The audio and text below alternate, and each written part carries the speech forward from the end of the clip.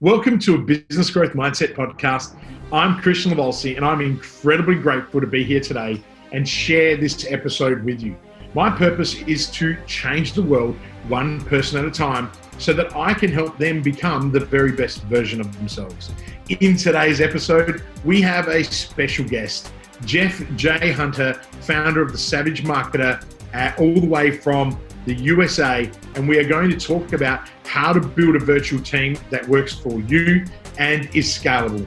This is the very first time that we have had a guest on our show, and it didn't take me long to be convinced that Jeff was going to provide us with massive value in building virtual teams. I know the content today will help you grow and flourish, and I know that you will love it. To all the business owners, entrepreneurs, the crazy ones, the believers, the doers, the clever makers, the action takers, and everybody else in between, this podcast was designed for you.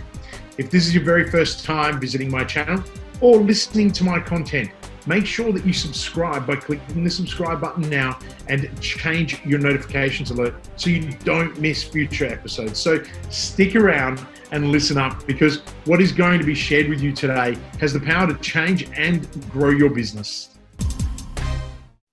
A big welcome to Jeff J. Hunter, who joins us today from the USA. Welcome, Jeff. Great to be here, Kristian. It is so good to have you here. Now, let me just explain to our listeners who you are just quickly. So Jeff helps entrepreneurs and startups build and scale remote teams to dominate their brand category. You are the creator of the Core Branding Method and founder of VA Staffer, which is an 80-plus person virtual assistant and marketing agency.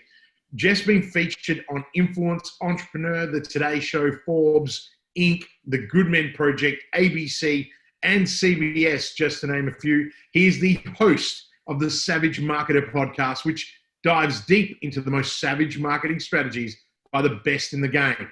Some of the organizations that Jeff has worked with to build and scale virtual teams are Domo, Cox Communications, Mixpanel, Coldfire, Telestream, Outreach, and Pluralsight.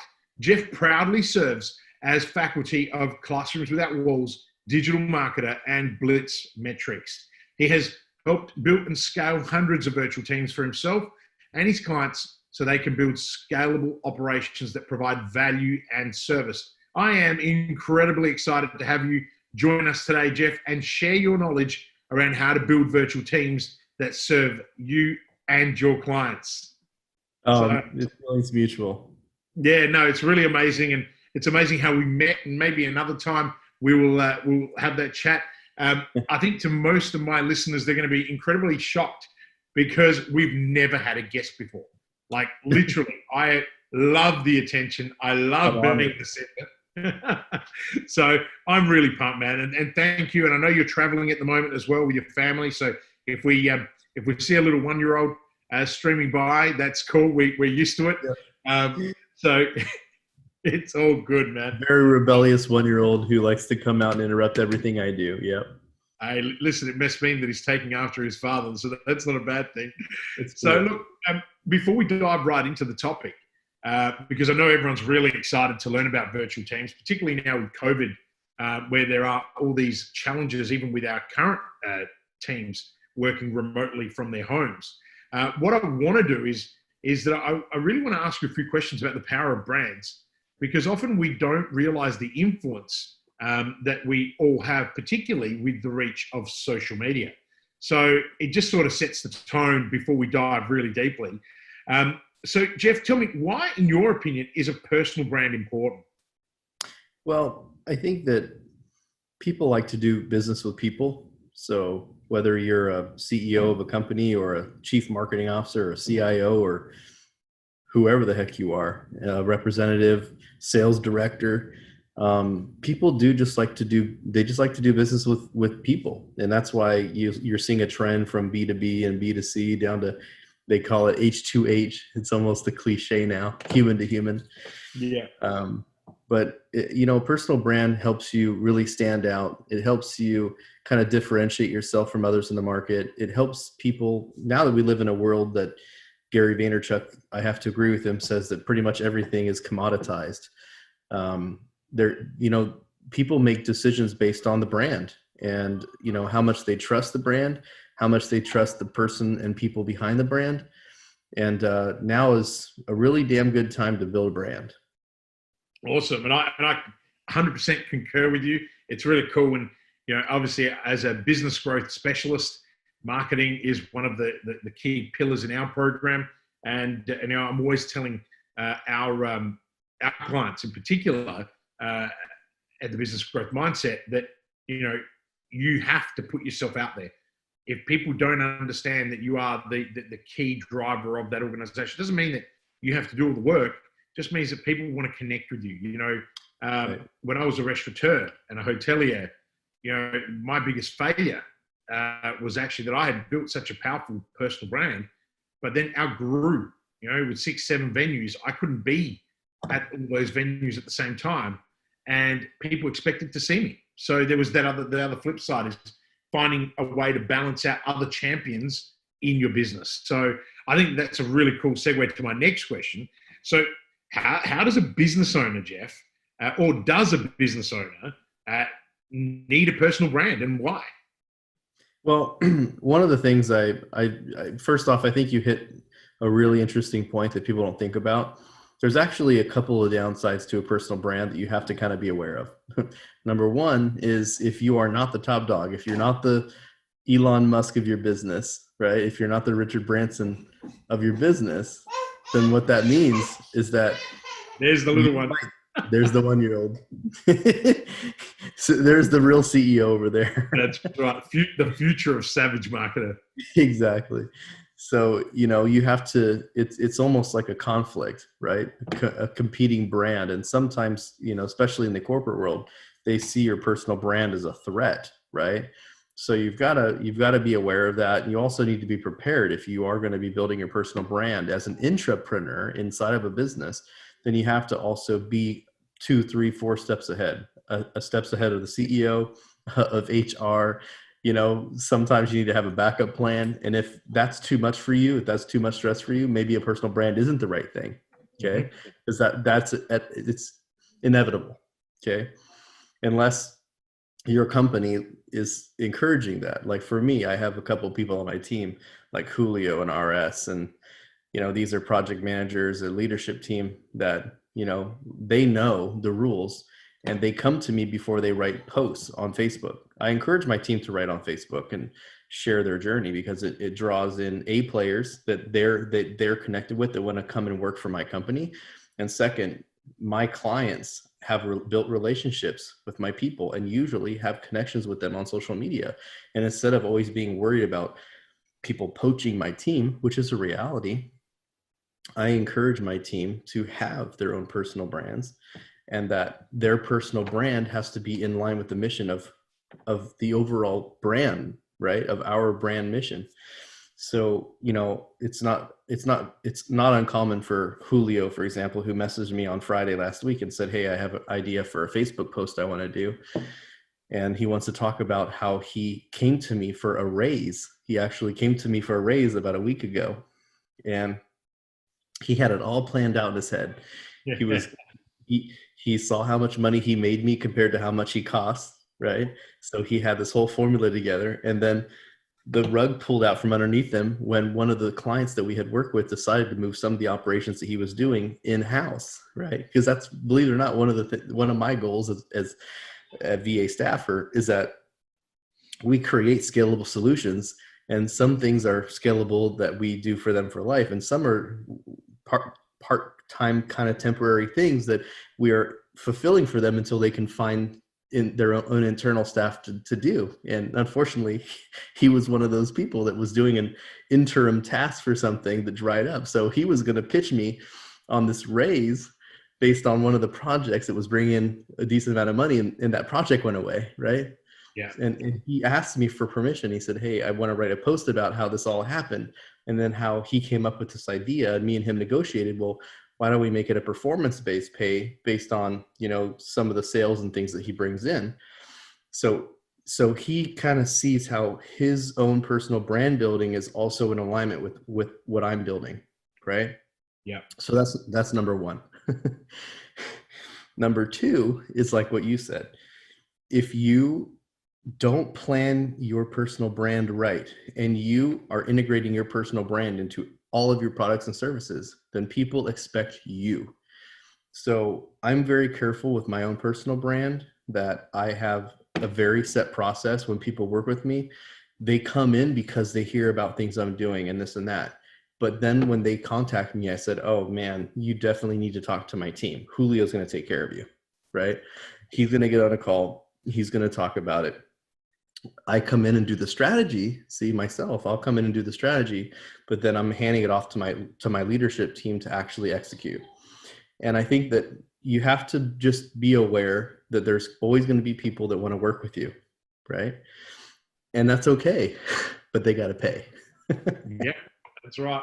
No, that's really cool. By the way, some people, they couldn't pay me enough. There are some people that we say no to, right? Yeah. Well, I mean, you got to protect your own brand. So, and that's another great, segue too. There's a big philosophy, particularly when you're starting out. Having worked with a lot of startups, being an entrepreneur in resident, everyone just wants to make money at the beginning. And I say to them, you can't take every job, because if you take the wrong job, not only may categorize you in an area that you are not wanting to be in, but also it'll take you away from what your actual purpose and end goal is. But also it could be a detriment to your brand. So, it's sometimes saying no is the right thing. And that can be really tough when you're not making any money at a startup, particularly. So I think there's this interesting seesaw of work balance. And it's interesting because in the beginning of our careers, when we don't know anything and our skill level is low, we have an abundance of time, right? And we don't have an abundance of money. So there's a trade-off where we're trading our time for money, right? Right. And I've definitely, I'll admit I've taken on a few clients that I shouldn't have because I needed the money. I think we all have, right? So, and then when you start becoming skilled and the demand rises, you find that you have less time. And that's when I usually, get involved. How do we get time back from people? Because that's a really important piece of growing your brand. God forbid if I didn't have a graphic design team and a video editing team and a copywriting team and whatever, like, it would be impossible to get where I'm at right now without that team. Impossible. Yeah. And I concur with that 100%. It was very tough trying to do all that stuff on my own, apart from the fact that I just don't have the skills. And that's essentially how I got involved in understanding, how to recruit and hire for those roles early. And this is why I was really pumped about talking about virtual teams with you. But before we jump into the actual, I guess, the meat and potatoes of the podcast today, one final question around brands. What is, in your opinion, the fastest way for someone to build their personal brand? Well, I think one way is this: podcasting. I think that either you are developing a podcast in your industry or you are on other podcasts in an industry that you want to be developed as an expert in. And I think that, Kristian, you have a wall of plaques and you've spoken at tons of events and, at the university and everything else. So your authority and credibility is already established. But for a lot of people, that establishment of credibility and authority is usually what they're lacking in the beginning of their personal brand experience, right? So the brand journey, which is what I call it, the brand journey, it can be expedited. It can, a lot of people say, well, there's no elevator to success. You have to walk those steps. Well, I don't know if I completely agree with that.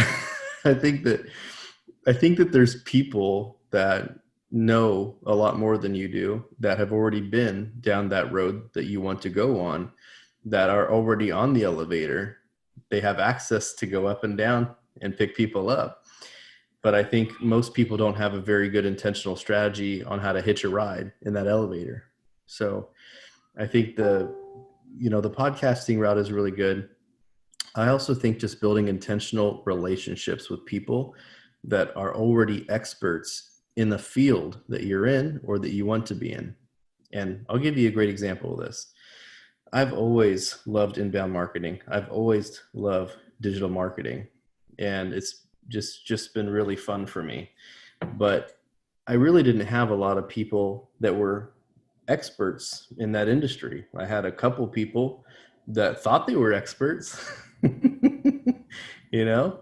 And I just started thinking, well, who are some of these experts that are already established? And I started picking out some names like Dennis Yu, who has done the Facebook ads for the Golden State Warriors, probably the most successful, from a marketing perspective, NBA team in all time. And he's done amazing jobs. He's been featured on the Facebook blog. That's a very difficult thing to do, is get you featured on Facebook's blog. I didn't even know Facebook had a blog. Yeah, right. No, Facebook has a blog. Yeah. And so Dennis Yu's one of them. And then Dennis Yu was able to get me kind of connected. And I got connected through a couple other people, but the people at digitalmarketer.com, right? Some of the co-founders like Ryan Dice, who he and I just were on Twitter this weekend. He actually sent me a private message on Twitter recommending me something to go do. And I was like, okay, great. And, I've interviewed these people. I've done content with these people. I've built intentional relationships with these people. Now I've spoken at their events. And during the intro that you gave me earlier about me being faculty, I'm faculty at their companies now. Dennis Yu has a company called Blitz Metrics, which is the, education platform for digital marketing. And Digital Marketer is obviously an education platform for digital marketing. And I've spoken at both of their events and their classrooms. So the fastest way would be to get into the industry, do some podcasts, start getting your name out as a recognized expert in your industry. And second, start developing meaningful relationships with other people that are already established as experts, so that you can kind of ride along with them, because you're going to learn so much more from a guy like Ryan Dice and a Roland Frazier and a Dennis Yu than you ever will going through, 10,000 courses on how to do digital marketing. Absolutely. And what I love about what you just, apart from the fact they are really great bits of advice, but what it really is, and what you're really underpinning, is it's an investment, right? So rather than having to invest physical cash, you're investing your time, okay, to acquire more knowledge. And one thing that I know for a fact is, if for those people listening, what you need to also understand is that people are really wanting to help. So I know you're the same. When people reach out to us out of the blue, and they're really committed and they want to become something more, and they have so much potential, I know that we all help them.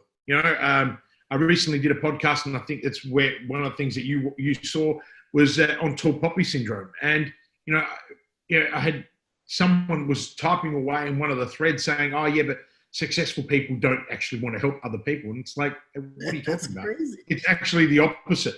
And it's because the more successful you become, the less, not even judgmental, but we just want to help others because we've got the ability to help.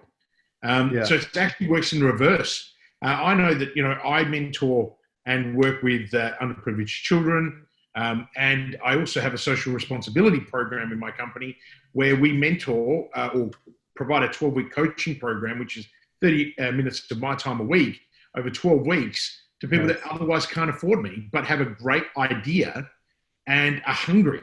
So, and in the first 2 or 3 weeks, if someone doesn't pull their weight, I just cut them out. And people look at me, and I've had people saying, "But I haven't had time." Mate, I'm giving you 30 minutes of my time. If you had to pay for it, you do it. And, most recently, one of my students that's gone through that, and we finished the 12 weeks. We finished 12 weeks about 12 weeks ago, actually. Just went and built a $250,000 business.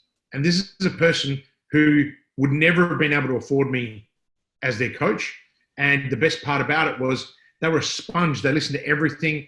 They couldn't even pay their rent. They worked a dead-end job. And now they've built a $250,000 business in the 12 weeks post our 12-week training. And they contacted me. I think this is one of the things we talked about when we first met. And they said to me, they rang me and they said, I want to hire you. I said, what do you mean you want to hire me? I'm just giving you. So they didn't do anything else at that point. I get a new request. My team are on the phone and it's her booking to pay me per month to coach her. And I stood there and I was like, she goes, why?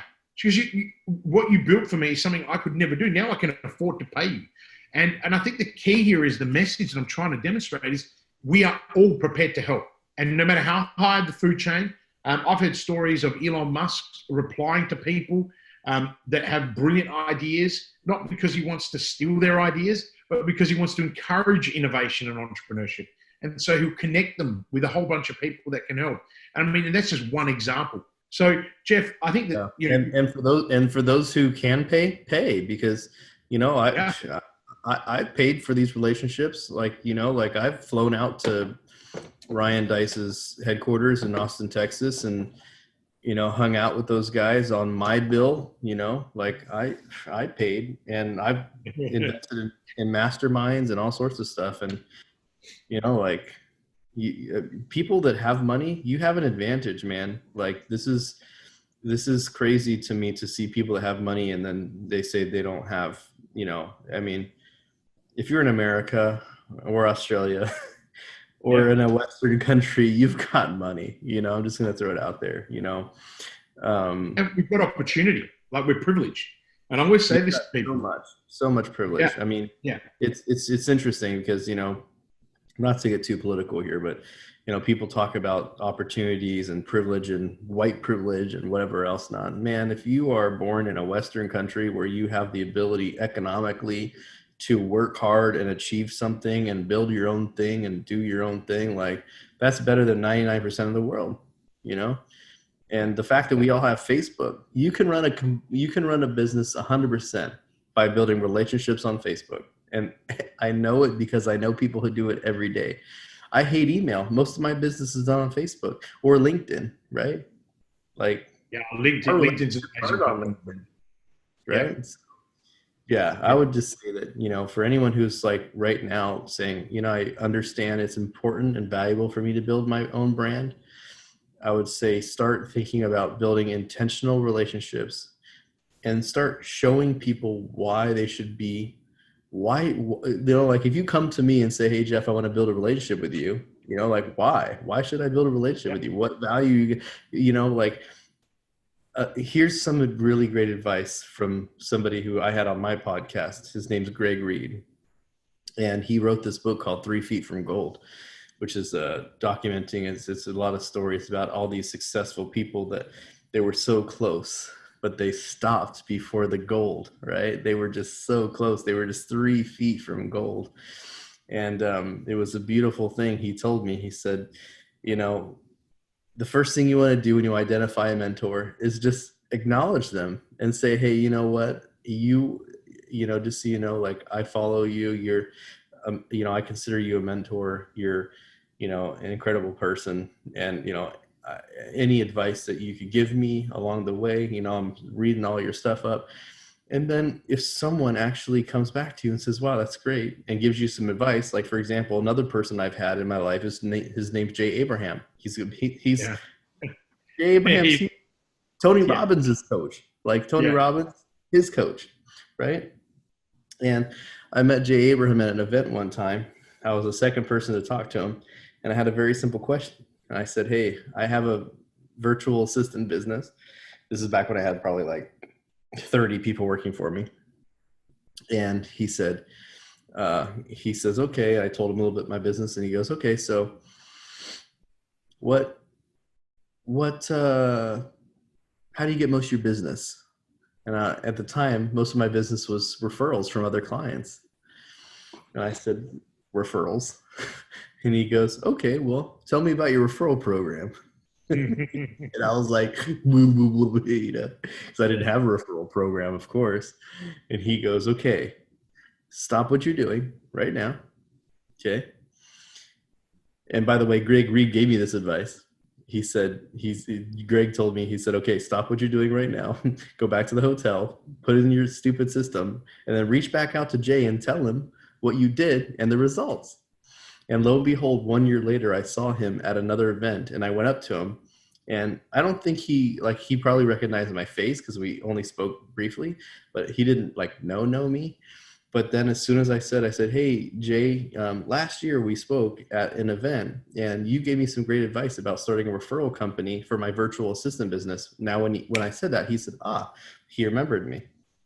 Yeah. He goes, oh, great.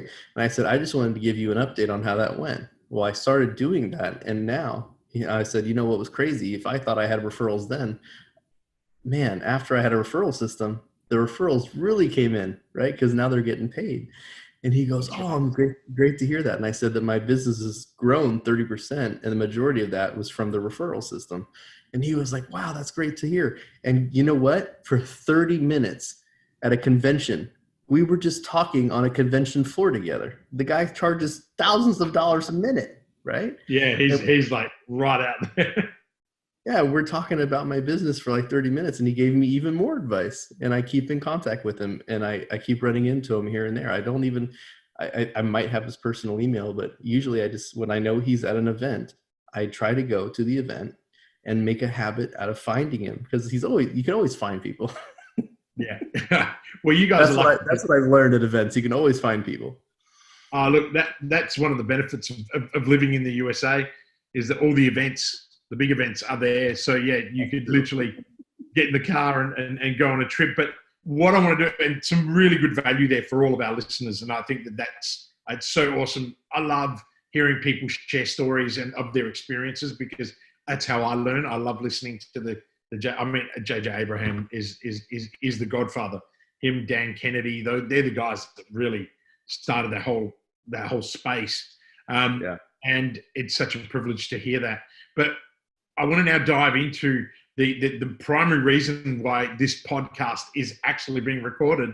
And we've already gotten so much value that I'm almost thinking, hang on, should we just stop this and keep going on personal brands? But I just know how pumped I am, and I know our listeners are pumped to know, how to build a virtual brand. But I think before we dive into that, let's just, well, from your perspective, what is a virtual assistant?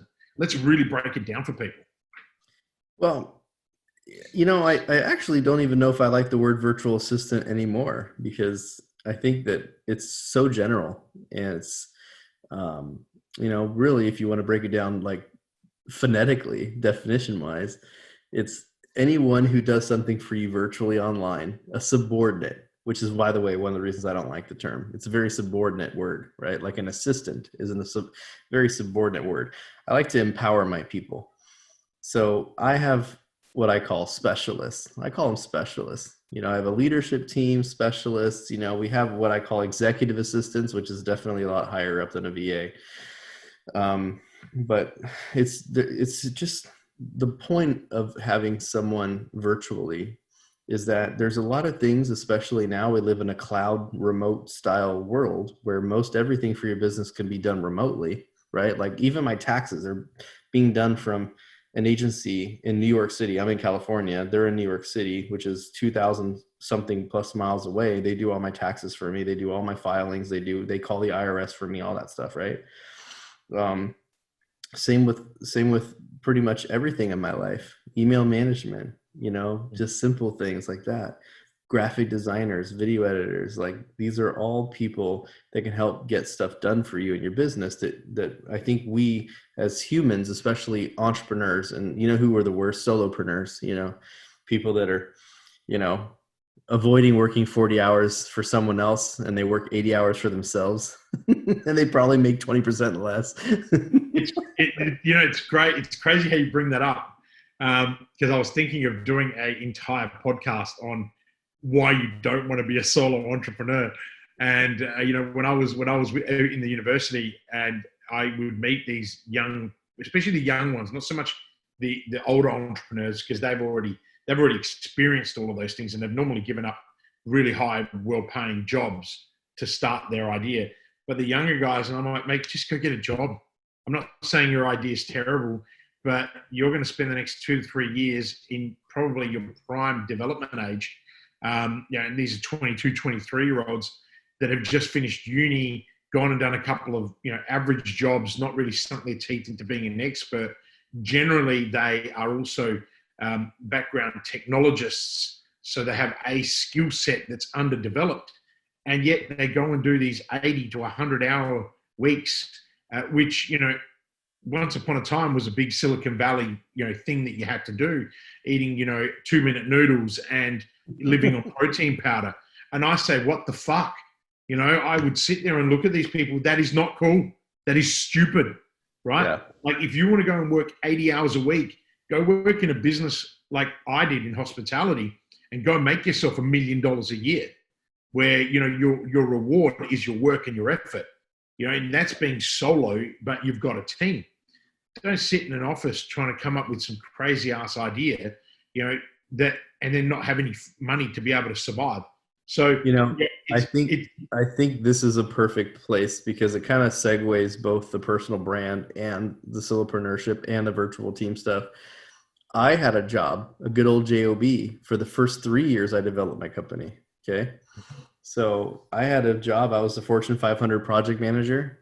So, I was definitely making good money, but what's really interesting is that, when I got done with work, and it was, maybe 4 or 5 hours a day after work and doing my own thing, trying to validate my business. And it took me a few years for it to make money. And then it's funny, because one of the things you don't learn in school is how much money it takes to make money, so, like, I had overhead costs and salaries for other people, and, wasn't profitable for quite some time.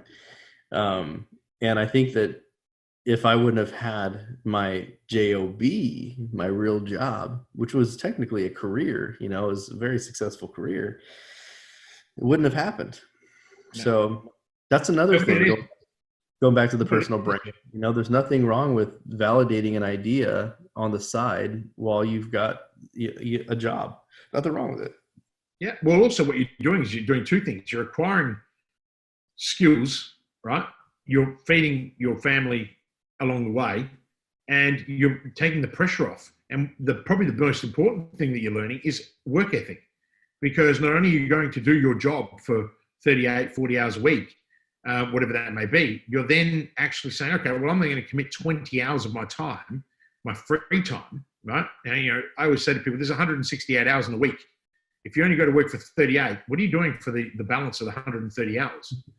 Like, seriously, and for a long time, everyone always said, Kristian, you're a workaholic. Well, no, I was building a future. You don't get to build 77 businesses, in 23 odd years by working 38 hours a week. Now, in my case, Jeff, and we've touched on this, I failed more than I succeeded for a very long time. A lot of those businesses never really became companies, but they still cost me money. They cost me time. And now the advantage I have is when people come to me and they've got all these crazy ideas, or when I'm a judge of, in startup land and other big events, I sit there and I can pull them apart and say, well, what have you learned from this experience? I don't care whether you're going to be successful or whether your idea is fundable. I want to know, what have you learned? Because most of the time, investors invest in founders. They do not invest in an idea, right? Sure. And this is the biggest thing that I say. So going back to your point, while you're hustling, while you're working your job, you're actually also hustling and grinding in your private life. And that's going to teach you some meaningful skills, and where we go back to your personal brand.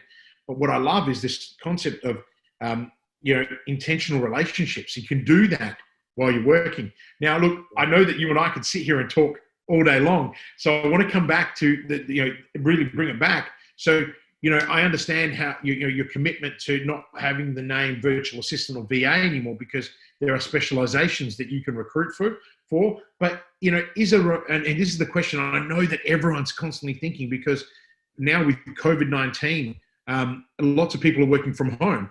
So is a remote workforce, in your experience, is a remote workforce productive, not being in an office? This is probably one of the most challenging topics, and probably the biggest kind of mindset problems that most founders, entrepreneurs have, even in the corporate world. I know when I was a Fortune 500 project manager that I I was definitely looked at differently because I didn't report to the Bothell. It was in Bothell, Washington. I didn't report to the headquarters. I worked from home. You know, I was a remote project manager, and you're just treated differently. You know, and it was kind of a negative stigma. And what's weird is now all of us remote people, we're norm, right? Like we're the norm now. And, you know, I think that, you know, obviously looking back, it would have been a lot different if I was still working there, but it's very interesting now. I want to share with you a story when this is a reality, and thank God the timing was right. But in January of 2019, one of my team leaders, her name's Catherine, who still works with me today. She was the very first person I hired in my physical office in Makati. In Makati, Philippines. That's kind of like the Silicon Valley of the Philippines. All the big call centers are there. And that's in Manila, isn't it? Yeah, it's right. It's about 45 minutes from Manila. Yeah. It's a little bit south, but yeah, it's definitely close. It's basically it's all I mean, the power and electricity there is just nice. The streets are better. The air is better. I mean, I'm not saying much for the city life air in the Philippines, but better.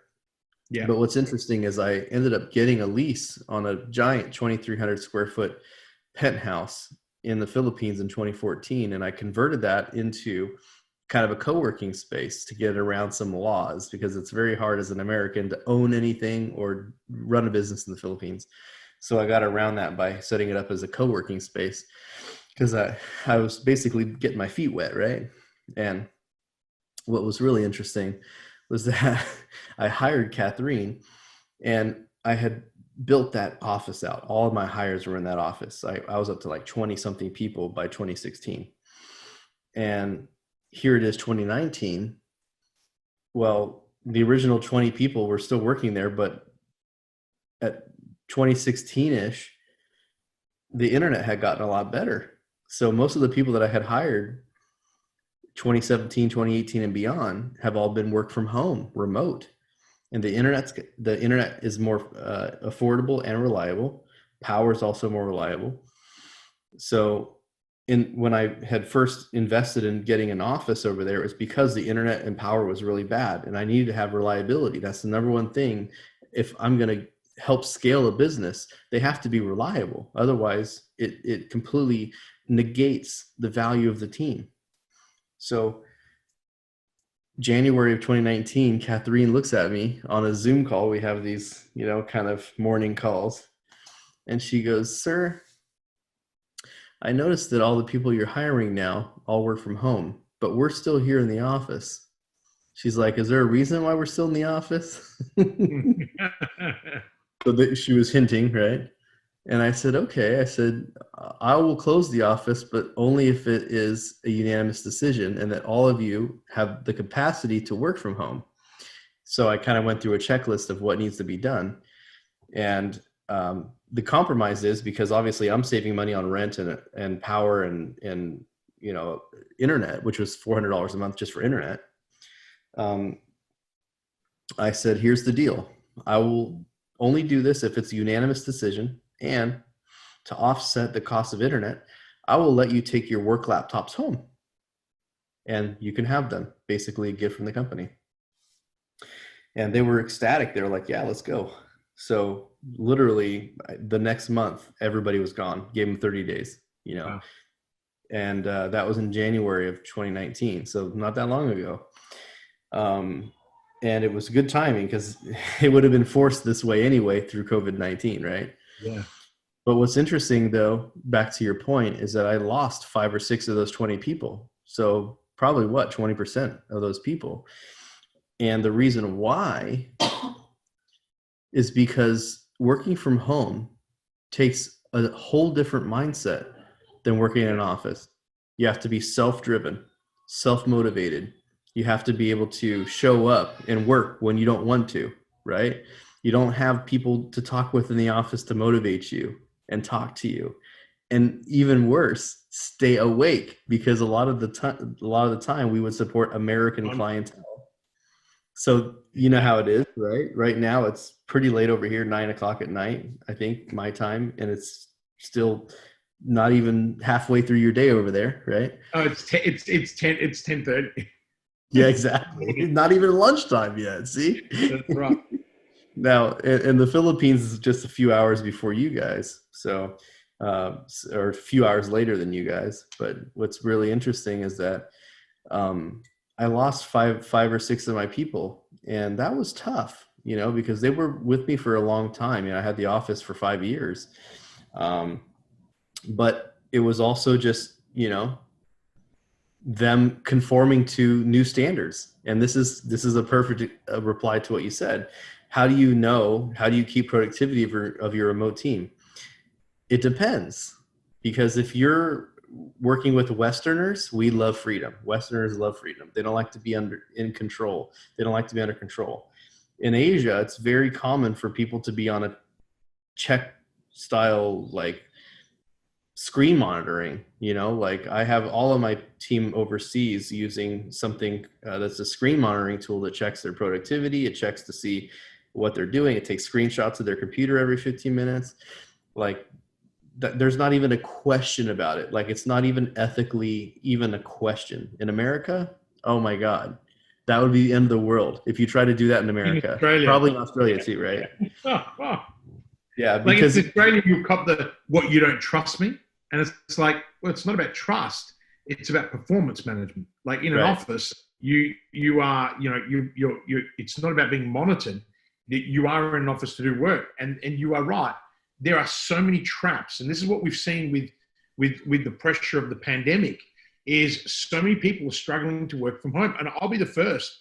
I went from 104 staff in the group full time to then selling everything 18 months ago. And I made the decision, I had 3 offices to work from. I still have an office for our building and project company, but I don't go in there because I thought, no, I want to try and do this work from home. The first 3 months, and this is for me, I was like, hang on a minute. I can't cope with this. I'm on my own the whole time. I'm around my family the whole time. I want to play with my kids and I want to do this. And then I still had 5 full-time people.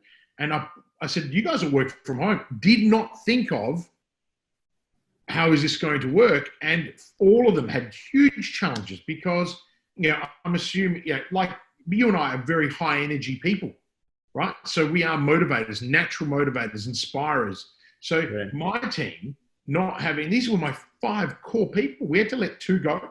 Like it's inevitably 2 just went, I can't do this. I need to be in an office environment. And then the rest, we've sort of now found our feet. And it took me 3 to 4 months. But a lot of people, when COVID happened, they're like, Kristian, did you plan this? Did you know COVID was coming? You sold all the businesses that had, human capital, all of which half of them are shut now because they were hospitality venues. So you couldn't even trade. And then you guys have mastered remote working. So now that I've got, 10 to 12 key clients, I was able to help them pre-COVID prepare. So I guess this comes to my next question. How do you, you've already mentioned some of them, but how can you keep control of the projects when your team are virtual? So tracking, reporting, KPIs, like what are some of the, this is, for anyone listening to the podcast, this is where you want to be making notes because I reckon you're going to drop some serious value here. I've got pen and paper, so I'm taking notes too. So we definitely, first off, have a virtual project management tool. So there's a bunch out there. There's, Active Collab, which is what we use. There's Basecamp. There's Freedcamp. There's just so many different tools out there. Asana is one. There's just so many different project management tools. It's so important just to pick one and get used to it. And you need to make sure that everyone has buy-in. Your staff needs buy-in. Your clients need buy-in, because it's very easy for a remote team to get stuff messed up when you have tons of different forms of communication, Facebook and Slack and this and that and whatever else not. Any official client communication should be done on the project management tool. That way you get records, you have, complete logs of what's going on. That's a really valuable thing. Second, you should have some sort of internal communication plan. So for example, I have myself, I'm the CEO. I only report to myself. I'm the president technically. Then I have my leadership team. I have 6 project managers that report directly to me. Okay. No one else reports to me, only those 6 people. Everyone else on the team reports to those 6 leaders. That's it. So for example, I have a one project manager, her name is Miles, and she has almost 30 people on her team. She has the biggest team for sure. It's a pretty large team. She has the responsibility for the executive assistant team. Now, I don't communicate with anyone on her team. There's times where she might have me pop in, do a team call, whatever else, but you have to give your leadership team responsibility and power. And that's very hard for entrepreneurs to do. Okay. And I've found that that was very challenging for me to do as well. And of course, when I started doing it, I said, oh my God, why didn't I do this sooner? Right? Empowering, one of the biggest things that I work with my clients, and I think I podcasted on this exact topic, was empowering leadership. It's another one of the key pillars in our teaching or in our framework that I work with clients. And it is the hardest thing, not just for entrepreneurs, but anyone, because a lot of people who started their business, and I think you concur with this, most people started their business, they were a specialist in a field, they've grown, and they've done really, really well to get to that $1, $2, $3 million mark. But they find that once they get to 2 or 3, that's the net where people start to really struggle because they're still managing, they're not leading. And the easiest way to become a great leader is to start empowering people and stop managing. And I think, it's really interesting. I never thought of that application directly related to remote teams. But when you mention it's even more. It's even more because so we have, and even for reporting, right? Because I have 80 plus people on my team. There's no way I could babysit 80 people on my team, right? And that's why, if everyone just tuned into this one part on the podcast, this would be the most valuable piece of information I'm going to give on this whole show, because this is the one thing that I've learned over the past couple of years that has changed my business. My business has grown almost 100% just in the past 6 months. Wow. And it's because of this one thing I'm going to tell you, which is stop hiring people that are looking for jobs. Stop hiring people that are looking for jobs. I recruit people specifically that have skill sets that are aligned with what I want them to do for me. I don't hire people that already have like full skill set of what they want, because no one's going to have that. But I'll tell you this, the things that I'm looking for team members: 1, do they have a good record of longevity at a company? What's their average tenure at a company? I want someone who's been working at a company for 2-3 years, right? And then I also want to look at, do they work in the right time zone, right? One of the reasons, it's funny because a lot of people give me crap. They're like, Jeff, you hire so many people, like 75% of my team are from the Philippines. And they're like, you hire so many Filipinos, you're just exploiting third world country, this and that. And this, I said, no, I hire Filipinos for 2 reasons. 1, they're super loyal, very loyal. Okay. And 2, they have a really good work ethic. The culture is really good, right? They don't cry about me telling them to hit performance metrics. They don't cry when I tell them that they might need to work a little bit of overtime. And by the way, they're thankful. They're like, oh my God, please, you have more work for me. I want to make more money. I want to earn. They're hard workers, right? Like, it's almost like how Americans have always, for the end of time, complained about Mexicans taking their jobs. I'm like, there is no white person I know over here, out here in the fields, picking fruit and doing things that the migrant labor does. And right now, I feel like the virtual data mining space, this is the new era. I mean, this is, it used to be, picking fruit. Now it's picking information, right? Data mining and all this kind of stuff. And it's hard to find good people to, here, especially here in America. And I don't know how it is down there, but I would assume it's very hard to get independent, free, I would even say privileged people to sit at a computer and copy and paste client information or LinkedIn information all day. It's just not something I want to.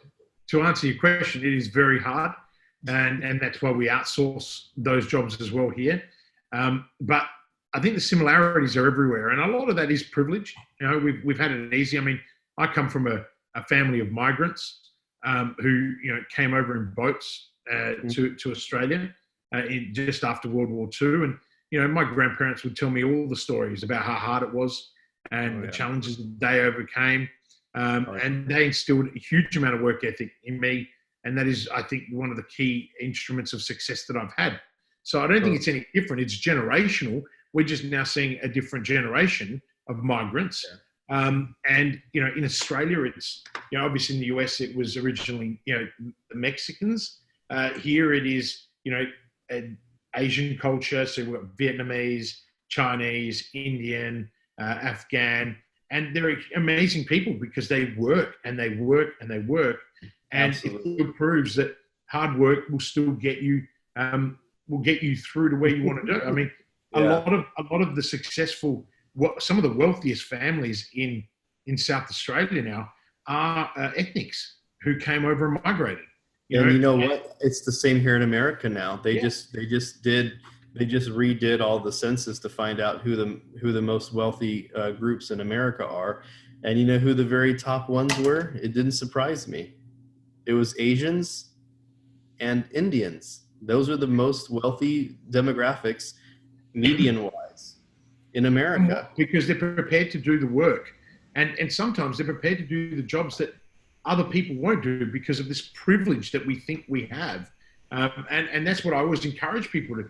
If you're passionate about something, right? I think right now we're at this really interesting point to where, Americans have Zuckerbergitis, where they think that they're just going to create this amazing new app. They're not going to have to do anything, and they're going to be able to buy a giant fountain in the middle of their house and not have to work. And it's frustrating, for me. Now, don't get me wrong, I love to work. I'm a workaholic. It's one of the funnest things that I do in my life is work. Like, I have to set clear boundaries of when I don't work because I love working so much, But I think that, back to your original question, when it comes to virtual teams, culturally, it just makes sense to have people, and I call this the 90-10 rule, by the way. I want to have people focused on what they really enjoy to do. So, like, for example, all my copywriters are American. I think I might have one Filipino copywriter. Okay. Her name's RS, but she's very different. Oh, and I hired a new guy named Anton. He's also Filipino. But everyone else, Evelyn, and I hired a school teacher who, this is her side hustle. She does my copy for my podcasts and my show notes and things like that. Her name's India, and she's amazing. She's a school teacher here in America. So, I try to keep people doing what they want to do. And even for myself, like, the reason why I've been able to get where I want to in life is because I focus on the 10% of my life that's really the most valuable. And the other 90% of my life, maybe even more, I delegate, right? There's just things that I don't do in my life.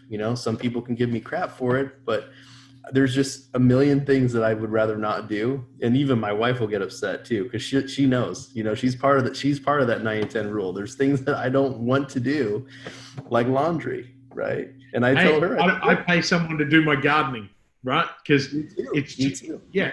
But also on that point, and this is where I think it really cements the idea that virtual teams are a must in our future. It's virtual anything really, because for example, I'm a terrible gardener, right? But it's cheaper for me right, to go and spend money to have a gardener who's going to do a much better job than I am, and I charge 10 times what the gardener charges. So if I'm going to spend an hour gardening, mowing lawns, then firstly, I've got to buy the lawnmower. I've then got to dump the stuff. I've then got to know what fertilizer to buy. I need to know what the ficus is doing and how to sculpt it. And in fairness, the gardener was away for 4 weeks, and I went to sculpt the ficus. I gave it a flat top, and now it's taken 6 months to grow back. So there is just things I just don't do.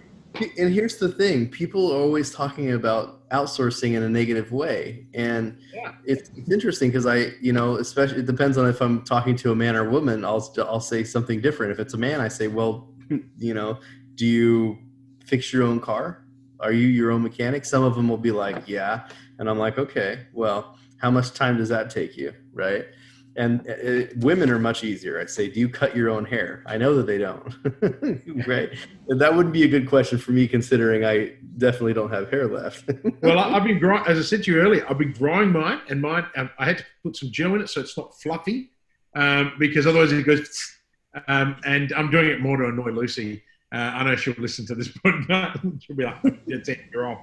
But look, Jeff, I love this concept of some of the cool tools that you've mentioned.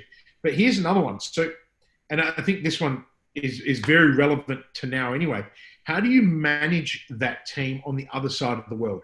So what are some of the tips that you can give our listeners on how to manage those people on the other side of the world? So first and foremost, and this doesn't have to be if you're just starting out, obviously, this would be an all hands call for you guys. But for me, I have a project management call every morning at 9 a.m. So that gives people time to check their emails and everything. Then at 9 a.m., we're on a call. We're going to talk about any issues that happen, right? Anything that popped up since the day before, anything fresh in the email inbox, any client issues, any team issues. And for me, because it's my project managers that I spend my time with, those 6 people, they already know what's going on in their teams. So everyone has, usually a 10-minute block to talk about their team. That's what a 60-minute call is, 10 minutes a person, right? And I'm there to listen and support. And usually they'll need some ideas on what to do, and I'll provide those. But definitely having a very strong relationship with your team. And I would definitely recommend doing video. Video makes it more personalized. There's a guy that I work with, his name's Greg, and he's had a VA based in America for the past 10 years. And we were joking because when he hops on calls with my team, he sees me and he sees my assistant. And my 1-year-old, come on over here, buddy. You want to come over? Come and say hi. You want to come say hi? Come on. Come on. You can say hi. He wants to come say. He's literally saying hi right now. There he is. Hi. Yeah, we met on a call, haven't we, buddy? He's rude. Look at him. Now he's sticking his tongue out and saying hi. Is this new? How come he's not asleep? Why aren't you Okay. For those of you that are listening, I gave my tongue back. I think we forget. I think people forget that we're all humans, and as parents, this is like normal. I mean, I think I saw a presenter that was presenting. It went viral on YouTube, where a presenter had his children in the background, and he's trying to shoo them off. And I'm like, dude, bring him on. Like, who cares? Like, this is the real world. I mean, it's like, what are we without our family? So. No, I love it. I remember. Well, for those of you that were just listening in and not watching the video, I highly recommend you look at my son stick his tongue out at you multiple times. Yeah, and I gave him mine back. You weren't paying attention, so I was sticking my tongue back, and that's why he was getting fired up. Oh, look, I'm the joker in my house. And look, Jeff, one final question, because I know that you've just given us a massive value, and we all know that people that don't take it all in. The wonderful thing about podcasting is that they can check it out over and over again. But for our listeners, right? Let's say that they're thinking about a virtual team. Obviously, they can get in touch with you. But what are the first steps that our listeners can take to explore virtual teams? It actually doesn't start with teams or anything at all. It starts with you. It starts with looking at what are some of the things that I could get off my plate first. And I always recommend two things. And there's a very important process that I call the freedom recipe. Okay. And maybe we can do this another time. I separate my life into 4 boxes. What are the repetitive things in my life? What are the challenging things in my life? What are the neglected things in my life? And that goes for business and personal. Okay. And what are the most valuable use of my time? It's interesting how many people just don't even know what the most valuable use of their time is. Once you start segmenting that out, a lot of people, they don't delegate because they say, oh, I don't have time. I don't have time to delegate. I don't have time to put together a procedure or a recipe, freedom recipe, or whatever.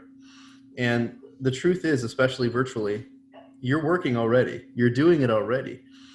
Pop on a Zoom call, right?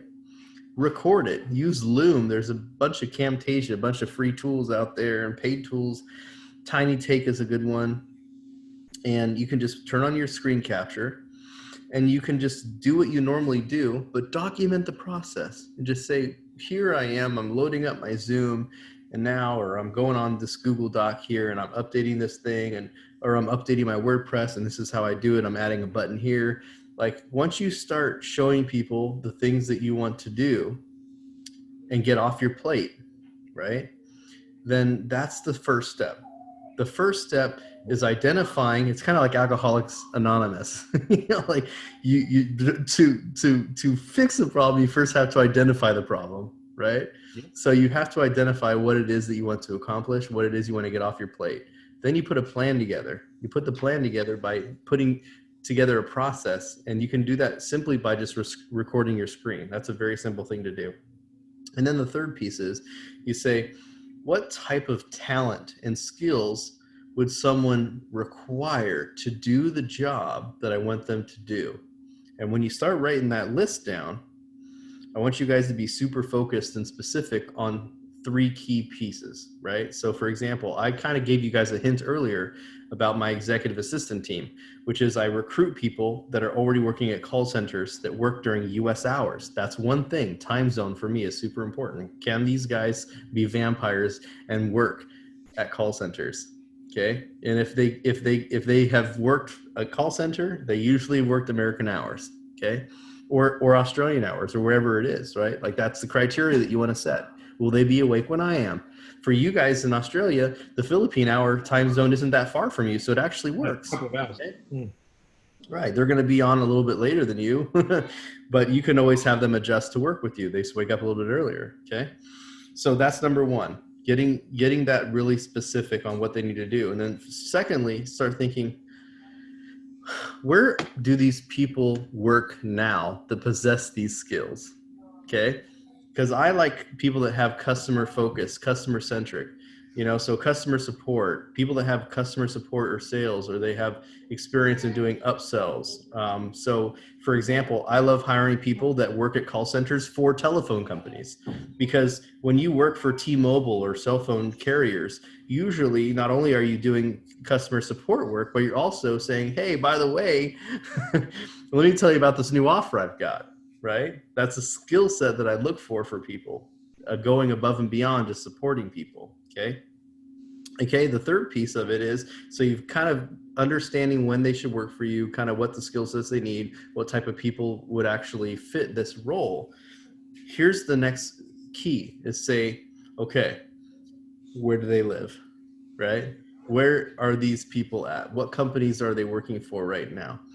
Now, for me, like I said, I think the biggest fail right now and why my business has been explosive is because we have really strong active recruiting. And recruiting, I will have to tell you, it's challenging, okay? Because not only do you have to go to somebody who has demonstrated loyalty and convert them to the dark side, but now you have to give them proof that it's worth the risk of them leaving their company, right?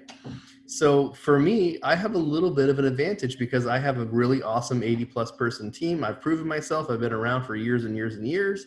So when they see this and they say, okay, so I can leave my call center, which I'm traveling an hour, 2 hours each way, going into the office every day, working my butt off, usually forced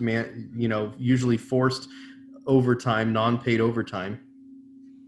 And I'm making, measlies. And you're going to pay me 3 times as much, right? And I can work in my pajamas from home.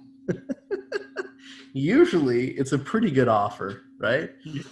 And that's why I think VA staffer, my VA staffer company has been blowing up, because most people that I know, including myself, it's not fun to hire. It's not fun to recruit. It's not fun to train. It's not fun to manage. It's not fun to, build these systems and project management tools and tracking systems and dealing with, the all the stuff that HR that you have to deal with growing and building a team. And that's why VA staffer has been explosive, because we basically take all that part out and we say, hey, here's our team, recruited, trained, managed.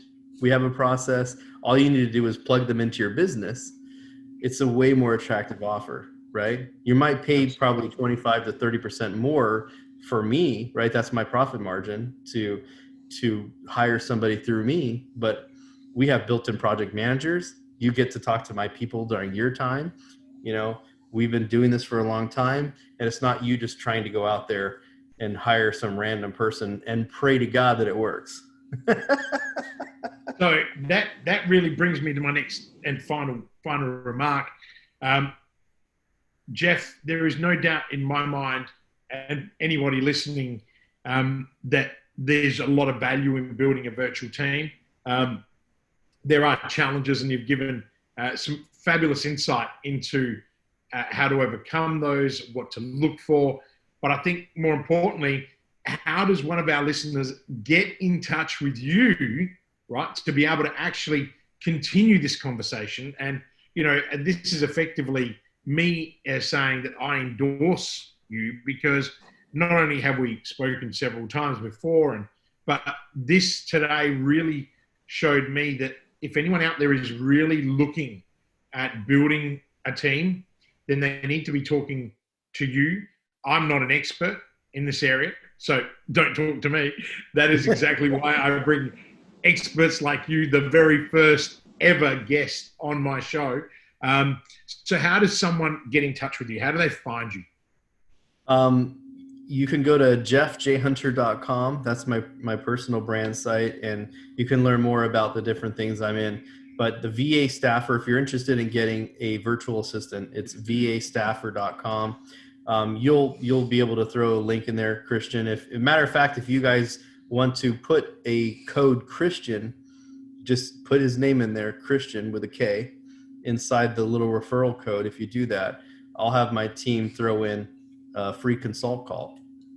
So they can basically look at your business, say what's going on. They might even be able to help you get some things off your plate, which would probably be hopefully the purpose of getting on board. But absolutely. And I really appreciate that. And that's something we hadn't discussed, and I think that is super valuable. And again, if you've hung on the call, if you've checked out the podcast, I'm looking at the time. You got to be getting tired. I know you're away in Florida at the moment, traveling away from your home, and you've got the kids and you've got to settle them down. Buddy, I am so proud of you, and I'm so happy that we have connected and made the decision to bring you on the podcast. This is epic, because it's only the beginning of what I think our relationship's going to look like, but also the value that we're going to bring to people. I know that we're both driven by purpose. That is a cornerstone of my teaching. I know it's a cornerstone of yours. And Jeff, I'm so happy and proud. Thank you very much for being on the show. And I wish you all the very best on your travels this week. And you and I will touch base very, very soon.